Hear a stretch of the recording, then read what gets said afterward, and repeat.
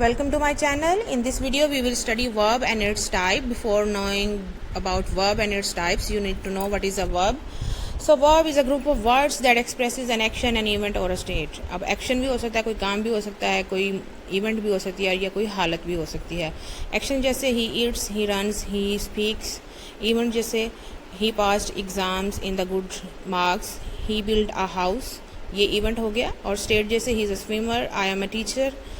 तो ये सारे जो इनमें जो वर्ब यूज़ हुए हैं ये स्टेट वर्ब्स हैं. ठीक है, अब इसको मज़ीद डिटेल में पढ़ेंगे तो आपको पता चल जाएगा. एक्शन वर्ब पहले को पढ़ते हैं जनाब. Action verbs are the verb that refer to the action, main action जो किसी भी वर्ब में हो, सेंटेंस में हो रहा है, उसे हम कहते हैं एक्शन वर्ब. जैसे I walk, he runs, they talk, she sits, we read. तो इसमें जो मेन एक्शन है वो वॉक, रन, टॉक है. तो these are examples of action verbs. अब आते हैं स्टेट वर्ब्स की तरफ. पीछे हम जैसे डिस्कस करके आए हैं, स्टेट वर्ब्स वो वाले वर्ब्स हैं जिनके अंदर स्टेट शो की जाती है, हालत शो की जाती है. जैसे आई एम अ टीचर, इसमें एम जो है ये स्टेट वर्ब है. He is a player, they are hockey players. अब इसमें उन लोगों की स्टेट को शो कर रहा है. Is, am, are, was verb, तो यहाँ पे स्टेट वर्ब है.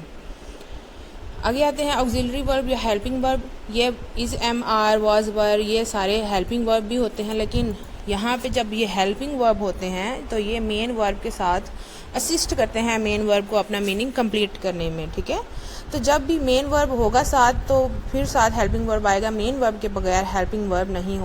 एग्जाम्पल देती हूँ मैं आपको ऑक्सिलरी वर्ब की. तो ऑक्सिलरी वर्ब जो हैं वो for example he was running slowly, तो इसमें वॉज जो है वो हेल्पिंग वर्ब है. ठीक है, रनिंग मेन वर्ब है. तो जब तक मेन वर्ब नहीं होगा तब तक हेल्पिंग वर्ब कैसे आएगा. ठीक है, लेकिन अगर आता ही वॉज अ रनर, तो यहाँ पे तो मेन वर्ब है नहीं, रनर तो एडजेक्टिव है, तो फिर वो वॉज जो होना था वो क्या होना था, स्टेट वर्ब होना था. आगे आते हैं मॉडल वर्ब्स की तरफ. मॉडल वर्ब्स वो वाले वर्ब्स हैं जो कि डिनोट करते हैं, शो करते हैं पॉसिबिलिटी को, प्रोबेबिलिटी को, कैपेबिलिटी को, नेसेसिटी को. और ये वर्ब जो हैं ये किसी भी सेंटेंस में as a main verb use नहीं हो सकते. For example can, he can cook. अब इसके अंदर कुक जो है इसके साथ कैन आया है. Could you open the door, I will pass the exam, would you like to have a tea. अब यहाँ पे कैन पॉसिबल एबिलिटी को शो कर रहा है. वुड जो है ये पोलाइट रिक्वेस्ट को शो कर रहा है. विल जो है स्ट्रॉन्ग पॉसिबिलिटी को शो कर रहा है. वुड जो है ये भी रिक्वेस्ट को शो कर रहा है, ये पॉसिबिलिटी को. और मे जो है वो परमिशन को शो कर रहा है. तो इसी तरह इन सारों के अपने अलग-अलग फंक्शंस होते हैं according to the use in the sentence. Next are phrasal verbs. Phrasal verbs वो वाले होते हैं जो दो से ज़्यादा पार्ट्स स्पीच को ज्वाइन जब हम करते हैं तो फ्रेजल वर्ब बनते हैं. और इसके अंदर क्या होता है कि एक वर्ब की एक प्रेपोजिशन वर्ब के साथ प्रेपोजिशन मिलाई जाती है. For example go by, lay off. अब गो है वर्ब और बाय है प्रेपोजिशन, तो ये दोनों मिलके क्या बन गए, phrasal verb. Log in, get off. तो जब इनको इकट्ठा कर दिया जाता है तो इनका मीनिंग कुछ और हो जाता है.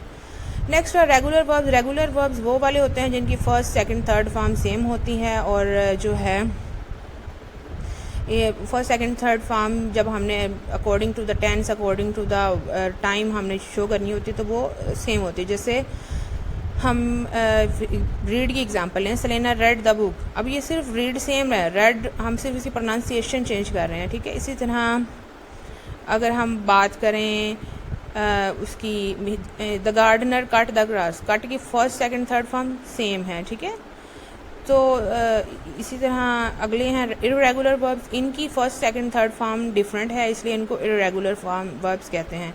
For example drink, drank, drunk, drive, drove, driven, eat, ate, eaten. इन तीनों फॉर्म्स डिफरेंट है बेस से, तो इसको हम इर्रेगुलर वर्ब कहते हैं. नेक्स्ट है transitive verb. Transitive verbs are the verbs जिनको एक कोई ऑब्जेक्ट होता है और ऑब्जेक्ट हमेशा डायरेक्ट होता है, यानी डायरेक्टली वो ऑब्जेक्ट जो है it is receiving the action. For example Vincent gave a box of chocolates to his brothers.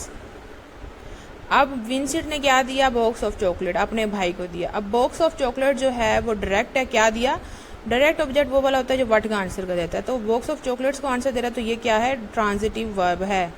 ठीक है, माई मम क्लीन द हाउस. मम ने क्या क्लीन किया, हाउस. तो house is directly receiving the action, so clean in the sentence is the transitive verb. Now let's come towards intransitive verb. Intransitive verbs are the verbs that do not take either a direct or indirect object.